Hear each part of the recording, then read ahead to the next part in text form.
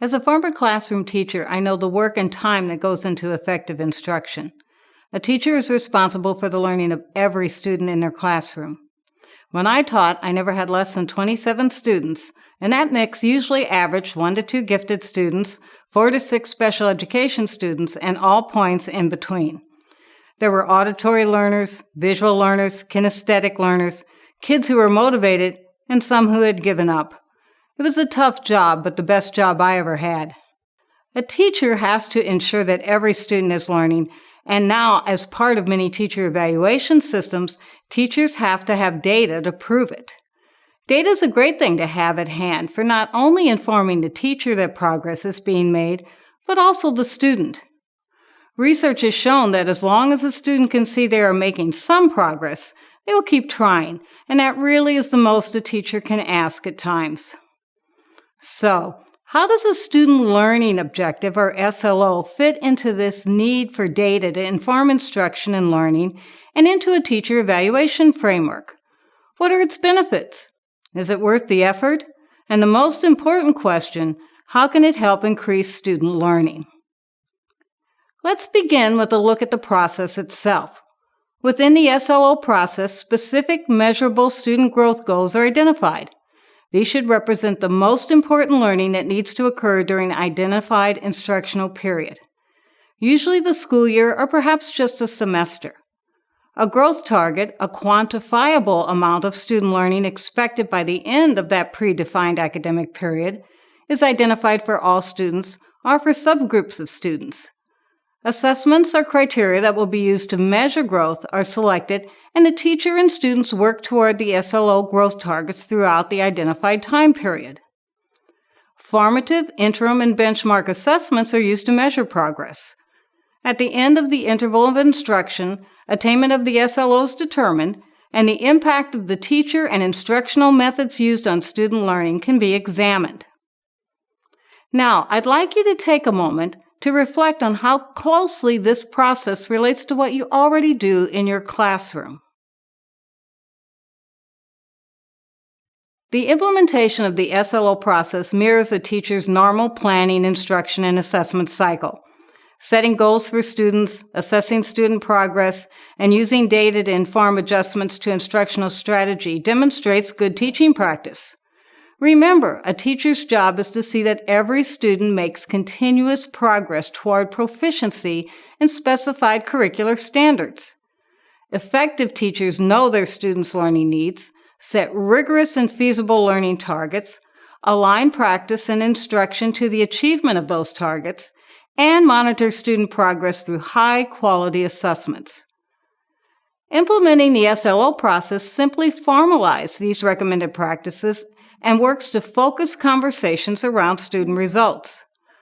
The SLO process serves to bring these primary responsibilities of a teacher into focus and alignment, and helps establish a culture of collaboration and support in a school community, which ultimately benefits teaching and student learning.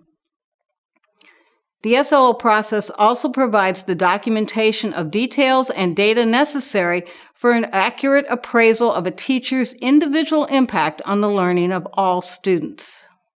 The data provided by a well-developed and implemented SLO informs the teacher of which instructional strategies are working for which students.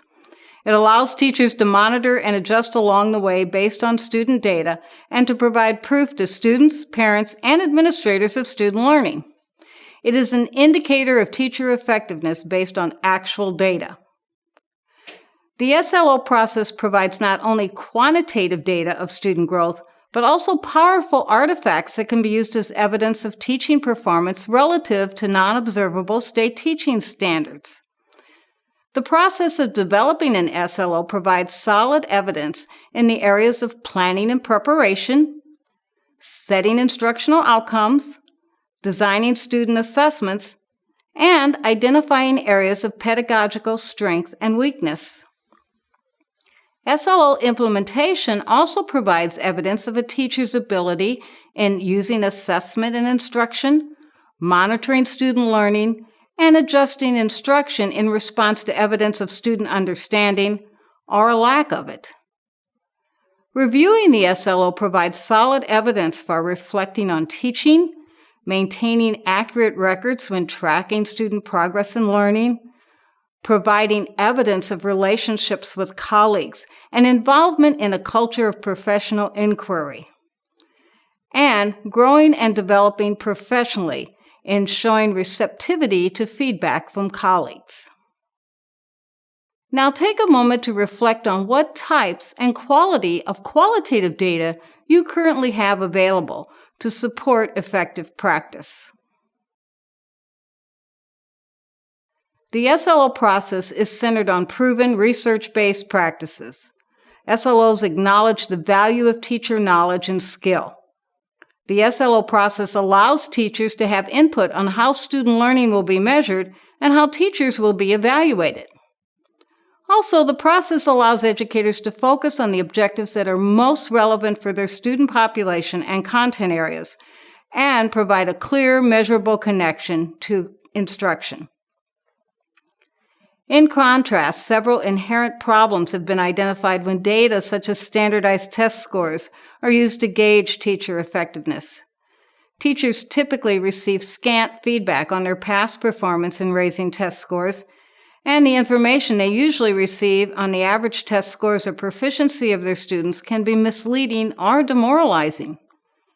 High test scores or a high proficiency rate may be more informative of who the students are than how they were taught. Low test scores might mask the incredible progress the teachers made.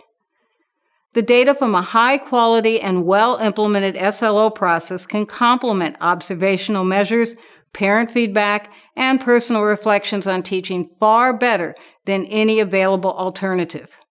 It can be used to help guide resources to where they are needed most, to identify teachers' strengths and weaknesses, and to put a spotlight on the critical role of teachers in learning.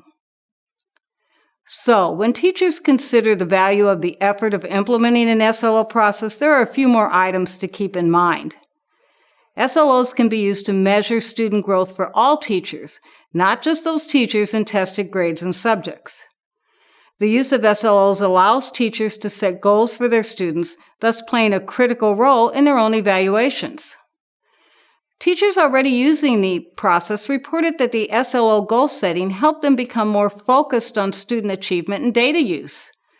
As a result, the teachers employed more evidence-based practices. In two recent evaluations of implementation, teachers reported that the SLO provided them with the opportunity for data use. They reported that the process was an empowering aspect of their evaluations, and they engaged in their evaluations more actively after SLO implementation. Finally, positive correlations have been found between the quality of SLOs and student achievement. The ELN course, SLO Process Overview, goes into detail on the actual steps and essential elements in the SLO process. It provides tools for development and implementation. There's a link at the end of this video for registration. Again, effective teachers do these things every day, but they don't always use a formal process that can capture all the available data. Using the SLO process allows the hard work of teaching to be focused and its outcomes documented. Is it hard work? Yes. Anyone who doesn't like hard work needs to avoid teaching. In closing, I'd like to share a relevant quote from the greatest soccer player ever, Pele. "Success is no accident. It is hard work, perseverance, learning, studying, sacrifice, and most of all, love of what you're doing or learning to do." Thank you for all your hard work.